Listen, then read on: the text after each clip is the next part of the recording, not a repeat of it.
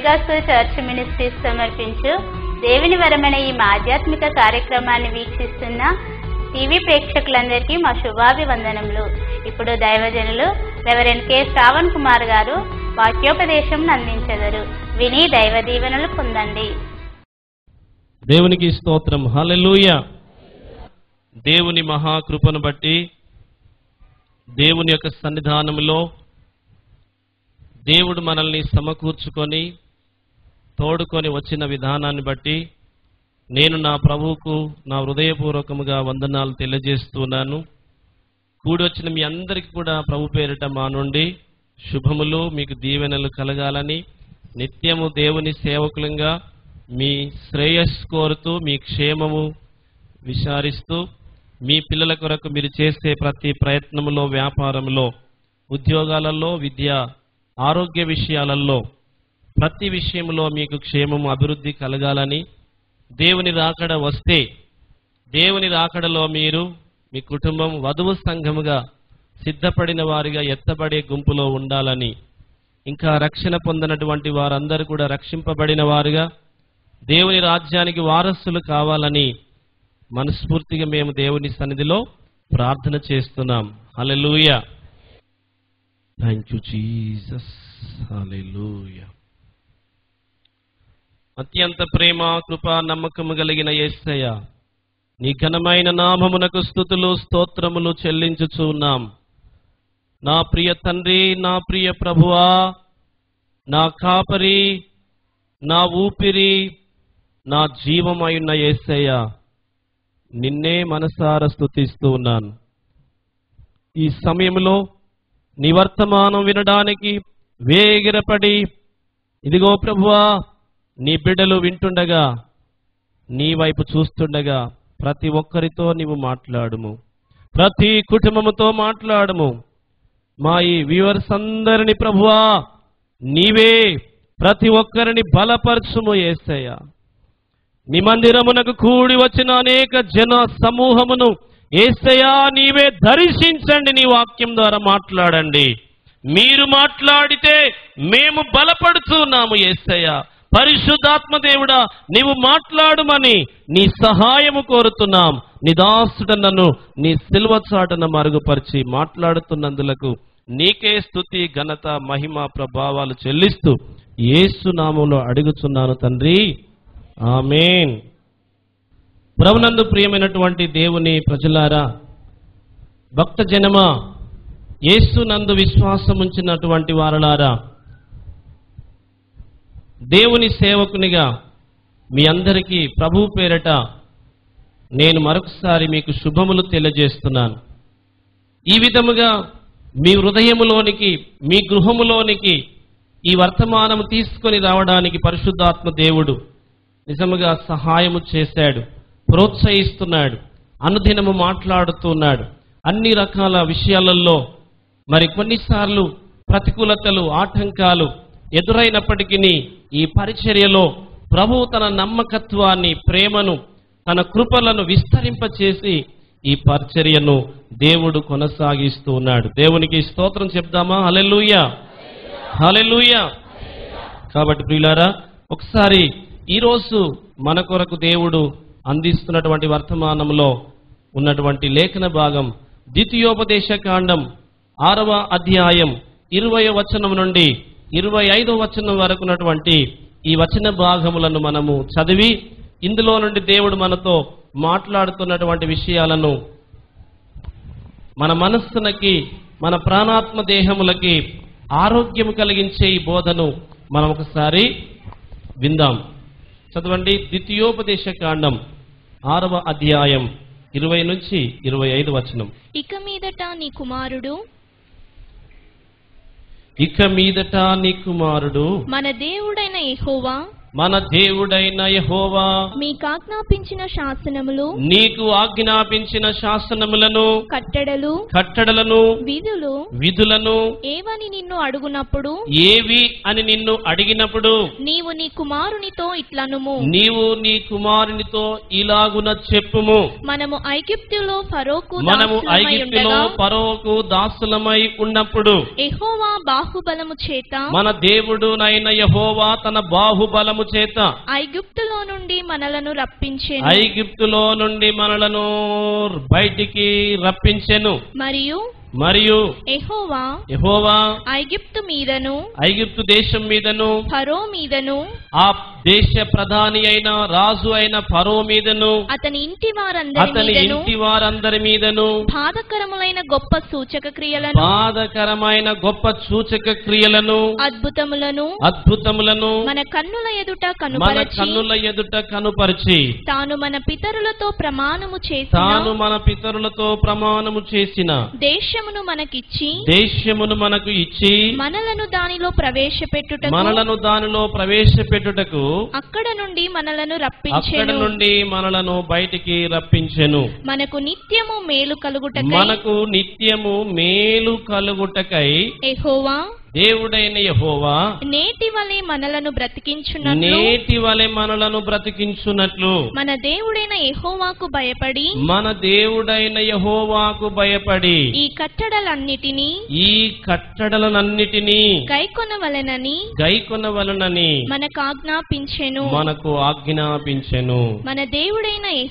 మన దేవుడైన యెహోవా మనకు ఆజ్ఞాపించినట్లు ఆయన సన్నిధిని ఈ సమస్తమైన ఆజ్ఞలను అనుసరించి మనము నడుచుకొనినప్పుడు మనకు నీతి కలుగును. మీ చేయి ఒక్కసారి ఇలా పైకెత్తి మనకు నీతి కలుగును. మనకు నీతి కలుగును. మనకు నిజం మనకేం కలుగుతుంది? రియలా? Are you promise? Sure? Really? Okay, praise the Lord. Hallelujah, hallelujah, స్తోత్రం, హల్లెలూయా. మనకు ఏమి కలుగుతుంది? నీతి కలుగుతుంది. ఎప్పుడు మనకు నీతి కలుగుతుంది? ఎలా మనము నీతిమంతులం అవుతాము? ఎప్పుడు మనము బ్రతుకుతాము? ఎప్పుడు మనకు క్షేమాభివృద్ధి కలుగుతుంది? ఎలా మనము దేవుని యొక్క దీవెనలకు పాత్రులం అవుతాము? ఏమి చేస్తే మనకు నీతి యుక్తమైన జీవితము ప్రసాదించబడుతుంది? నీవు ఆర్థికముగా, శారీరకముగా, మానసికముగా, ఆర్థికపరమైన విషయములలో, కుటుంబపరమైన విషయములలో, అనుదినము నీవు చేసే ప్రతి ప్రయత్నములో నీకు మేలు కలగాలి.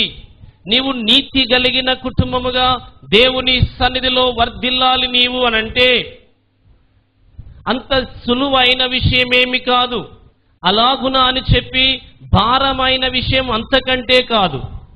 మరి ఏ విధముగా ఇది మన మానవుని జీవితంలో సాధ్యపడుతుంది అనగా, ఏ విధముగా మన కుటుంబంలో మీకును, మీ కుటుంబానికి, మీ పిల్లలకును, మీ సంతతికి, వారికిని, వారి పిల్ల తరానికి మీకు నీతి కలగాలంటే నీవు ఏమి చేయాలి?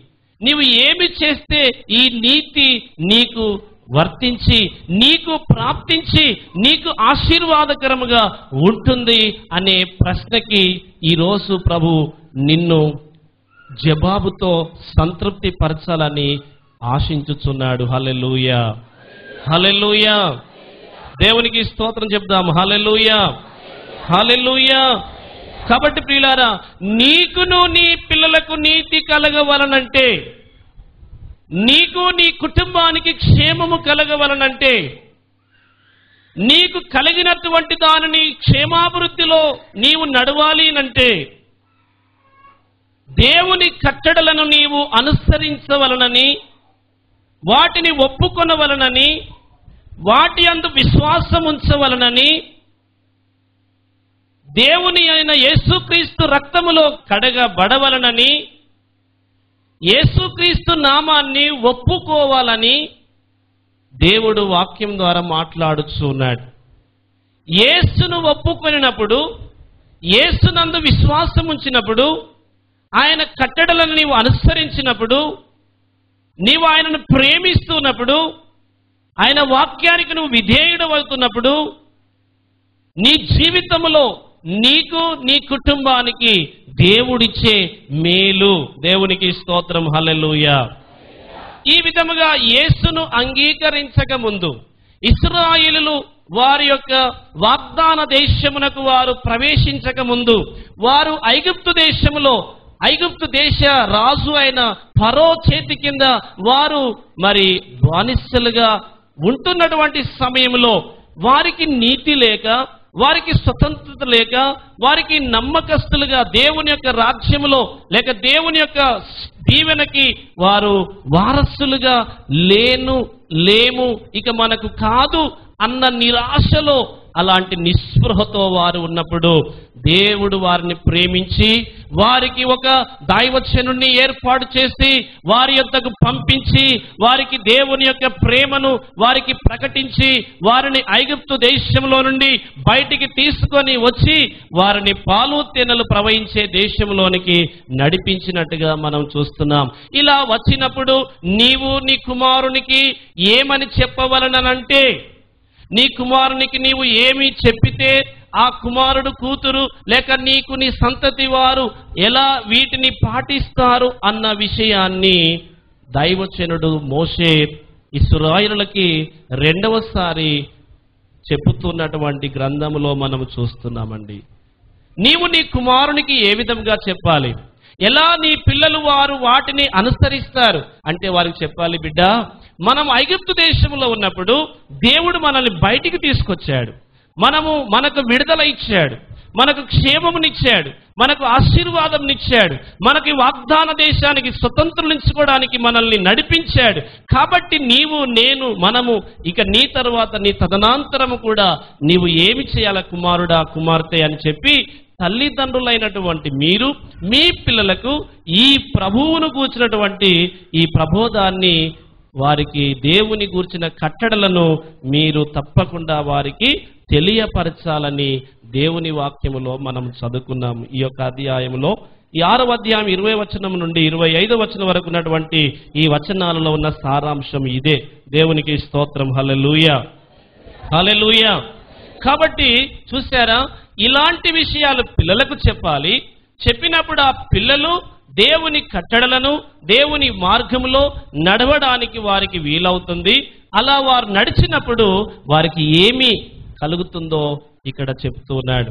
కనుక ఒక్కటి విషయాన్ని మీకు గుర్తు చేస్తున్నాను, మీకు మీ పిల్లలకు నీతి ఎప్పుడు కలుగుతుంది అనంటే, మొదటిగా మన జీవితంలో జరగాల్సిన విషయం ఏంటంటే యేసు క్రీస్తును నీ ప్రభువు అని నీ నోటితో నీవు ఒప్పుకోవాలని దేవుడు సెలవిస్తున్నాడు. రెండవ విషయం ఏమిటంటే యేసుక్రీస్తు రక్తములో నీవు కడగబడాలి అని యేసు ప్రభు దేవుని వాక్యం ద్వారా మనతో మాట్లాడుతున్నాడు. మొదటి విషయం వస్తే యేసు ప్రభును నీ నోటితో ఒప్పుకోవాలి.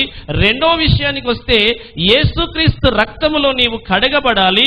మూడో విషయానికి వస్తే యేసుక్రీస్తు నామమును బట్టి ప్రార్థన చేయాలి. యేసుక్రీస్తు నామమును నీవు విశ్వసించాలి. యేసుక్రీస్తు నామములో తిరిగి జన్మించాలి.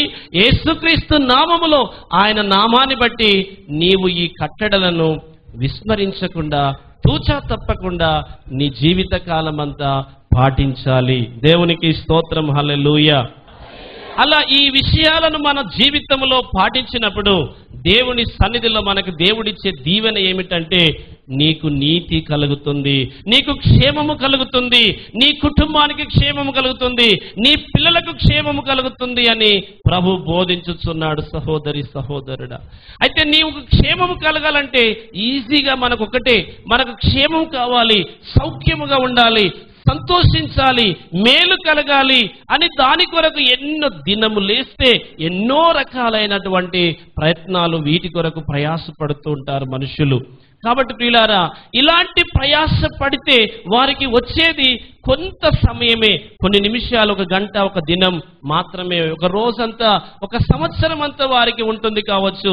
ఆ తరువాత వారికి దుఃఖమే మిగులుతుంది, నెమ్మది లేని పరిస్థితి, క్షేమాభివృద్ధి కనిపించదు, ఆర్థిక అభివృద్ధి కనిపించదు, ఆరోగ్యం కనిపించదు, వారు చేసే పనిలో తృప్తి ఉండదు, వారి సంపాదన వారికి అనుభవిస్తున్నట్టుగా అనిపించదు.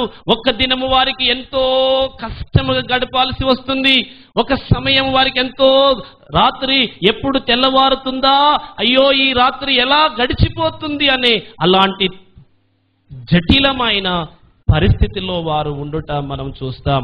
కనుక ఈ రోజు నీకు ఒక గుడ్ న్యూస్, ఈ రోజు ఒక మంచి శుభకరమైనటువంటి సందేశం ఏమిటంటే, దేవుని బిడ్డలారా గమనించండి, ఒక అద్భుతమైనటువంటి దేవుడిస్తున్న ఒక వరం, దేవుని యొక్క దీవెన ఏమిటి అంటే ప్రియులారా, దేవుని అనగా యేసు క్రీస్తును నీవు నీ నోటితో ఒప్పుకొనినప్పుడు ఆయన నీ జీవితంలో నీకు చేసే ఉపకారం ఏంటంటే, నీవు ఏ సమస్యలతో, ఏ శోధనలతో, ఏ బలహీనతతో, ఏ ఇబ్బందితోనైతే ఉన్నావో, ఏ పాపముతోనైతే ఉండి నీతి అనేది లేక, క్షేమం అనేది లేక బాధపడుతున్నావో, వాటి నుండి యేసయ్య నీకు విడుదల ఇస్తాడు. ఆమేన్.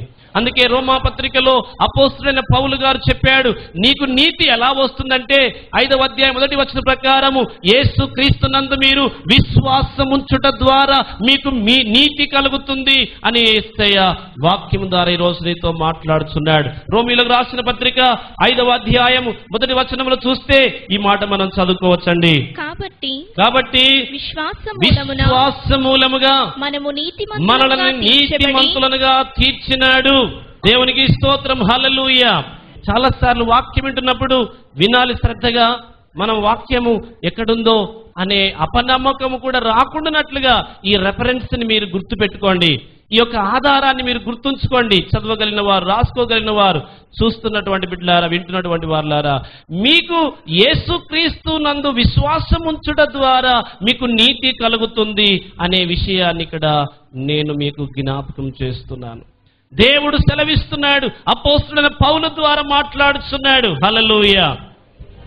రోమీయులకు ఉద్దేశించి వారితో మాట్లాడి ఉన్నాడు. ఈ దినము దేవుని మందిరానికి వచ్చినటువంటి ప్రియులారా, మిమ్మల్ని ఉద్దేశించి, ఈ యొక్క వాక్యాన్ని క్రమముగా వీక్షిస్తున్నటువంటి ప్రియులారా, మిమ్మల్ని ఉద్దేశించి దేవుడు మీతో మాట్లాడుతున్నాడు.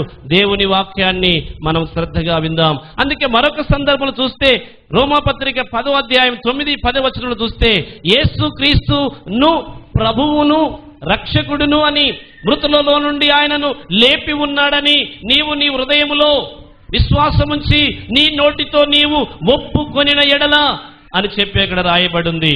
అది ఏమని చెప్తుంది? యేసు ప్రభువని నీ నోటితో ఒప్పుకొని దేవుడు మృతులలో నుండి, చూడండి, దేవుడు మృతులలో నుండి ఆయనను లేపి ఉన్నాడని నీ హృదయమందు నీవు విశ్వాసముంచిన ఎడల నీవు రక్షింపబడుదువు. ఏం చెప్తుందండి? ఏం చెప్తుంది? విశ్వాసం ఉంచాల. మనము విశ్వసించిన మనం ఏం చేయాలి? మన హృదయంలో విశ్వాసం ఉంది, ఉన్నటువంటి విశ్వాసమును నోటితో చెప్పాలి. కన్ఫెస్ యువర్ మౌత్, నీ నోటితో నీవు ఒప్పుకోవడం. చెప్పండి, నోటితో ఏమని ఒప్పుకోవాలి? యేసు ప్రభువును దేవుడు ఏం చేశాడు? మృతులలో నుండి లేపి ఉన్నాడు. ఆయన ప్రభువు, ఆయన రక్షకుడు, ఆయన దేవుని కుమారుడు, ఆయన నా పాపముల కొరకు, నా శాపముల కొరకు, నా రోగముల కొరకు, నా వ్యసనముల కొరకు, నా యొక్క పరిస్థితుల వ్యాధుల కొరకు ఆయన సిలువలో ఏమయ్యాడు? బలి అయిపోయాడు. అంటే నీ శాపము, నీ పాపమంతా ఎక్కడ ఉంది? ఇప్పుడు నీ పాప శాపములన్నీ ఎక్కడ ఉన్నవి? సిలువలో ఉన్నవి. సిలువలో ఎవరున్నారు? యేసు ఉన్నారు. నీ యొక్క శాప పాపమంతా కూడా ఆయన సిలువలో తీసుకొని ఆయనలో ఉన్నటువంటి మంచి, నీ నీతి, నీ క్షేమమును, ఆరోగ్యమును, ఆశీర్వాదమును రిలీజ్ చేశాడు. ఆమేన్. నా వాయిస్ ని, నా యొక్క స్వరాన్ని ఈ మైక్ రిసీవ్ చేసుకొని ఒక కేబుల్ ద్వారా, ఒక బాక్స్ ద్వారా మీకు వినసొంపు కలిగే విధముగా బయటికి వస్తుంది. స్తోత్రం, హల్లెలూయా. అంటే నా యొక్క శబ్దము మీరు వినగలిగే విధముగా ఈ యొక్క ఇన్స్ట్రుమెంట్ ఏమవుతుంది? ఉపయోగపడుతుంది. ఒక పేస్ట్ ఉందనుకోండి, ఆ పేస్ట్ని దాని మూతను తీయకుండా మీరు గట్టిగా ప్రెస్ చేయండి, అందులో ఏమీ బయటికి రాదు. మీరు ఎప్పుడైతే దానిని ఓపెన్ చేసి కొంచెం ఇలా నొక్కితే చాలు, అందులో ఉన్నటువంటి పేస్ట్ ఏమవుతుంది? బయటికి వస్తుంది. అంటే లోన ఉన్నటువంటి ఆ పేస్ట్ నీకేమవుతుంది? ఉపయోగకరముగా ఉంటుంది. అంటే దేవుని బిడ్డలారా, యేసు క్రీస్తులో ఉన్న మంచి సిలువలో ఆయన నలిగినందుకు ఆ లోన ఉన్న క్షేమము, నీతి, ఆరోగ్యం, ఆశీర్వాదం నీ కొరకు విడుదల అయింది. స్తోత్రం, హల్లెలూయా.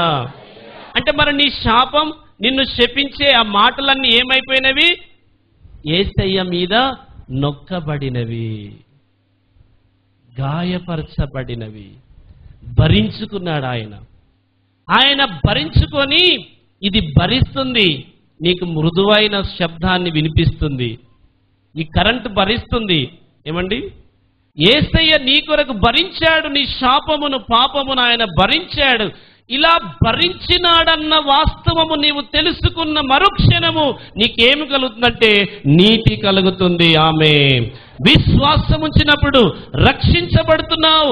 యేసు రక్తములో కడగబడినప్పుడు యేసు నామాన్ని బట్టి నీకు నీతి కలుగుతుంది. విశ్వాసం ఉంచినప్పుడు నీవు నీతిమంతునిగా తీర్చబడుతున్నావు. దేవునికి స్తోత్రం చెప్పండి గట్టిగా. హల్లెలూయా, హల్లెలూయా. అంటే మన యొక్క భారము, మనకున్నటువంటి ప్రతిదీ కూడా యేసయ్య సిలువలో భరించాడు. భరించినటువంటి దేవుడు ఏం చేశాడంటే నీతిని విడుదల చేశాడు,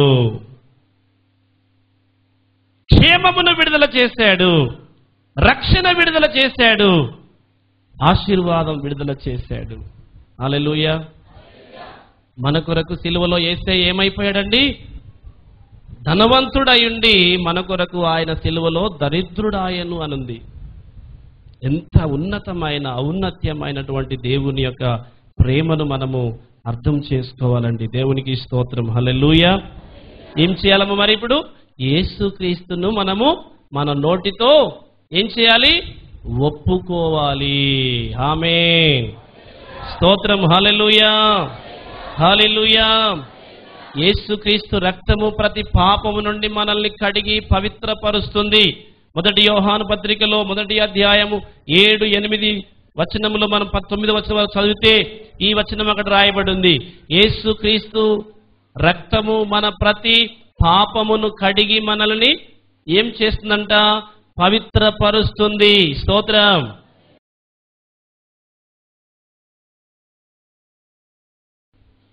నేను మీ కొరకు ప్రార్థన చేయబోతున్నాను. అందరూ ప్రార్థనలు ఏకీభవించండి. అత్యున్నత సింహాసనమందు ఆసీనుడవైన మా ప్రియ పరలోకపు తండ్రి, మా ప్రభువా, రక్షకుడా యేసయ్య, నిన్ను మనసారా స్తుతించుచున్నాను. మాకు నీతి కలగాలంటే మేము ఏమి చేయవలెనో, ఏమి చేస్తే నీతి, క్షేమము, అభివృద్ధి, ఆరోగ్యం, ఆశీర్వాదము కలుగుతుందో ఈరోజు నీ వాక్యములో నుండి మాట్లాడినావు ప్రభువా. ఈ నీ మాటలు విన్నటువంటి వారి హృదయాలలో, వారి నీ యొక్క కృపలో, నీ రక్తములో కడగబడిన వారై, నీ నామాన్ని ఒప్పుకొనిన వారై, నీ అందు విశ్వాసం ఉంచిన వారై, నీ నామములో తిరిగి జన్మించిన వారై, నీ నామ ఘనత కొరకు దేవా నీ అందు విశ్వాసం ఉంచి, నీ కట్టడలు అనుసరించి, నిన్ను ప్రేమించి ముందుకు నడిచి, నీ నామములో వారికి మేలు, నీతి, క్షేమము, ఆర్థిక క్షేమాభివృద్ధి కలుగునుగాక అని ప్రార్థిస్తున్నాను. అనేకులను ప్రభువా మీరు బలపరచండి. ఈ వర్తమానములు వింటున్న వారందరినీ తండ్రి, వారి కుటుంబాలలో, వారి హృదయాలలో నెమ్మదినిచ్చి, నీతినిచ్చి, క్షేమమునిచ్చి, ఆశీర్వాదం ఇచ్చి నీ సాక్షులుగా నిలబెట్టండి. ఈ సంఘమును, సంఘ పరిచర్యను ఆశీర్వదించుమని యేసు నామములో ప్రార్థించి వేడుకుంటున్నాను పరమ తండ్రి. ఆమేన్.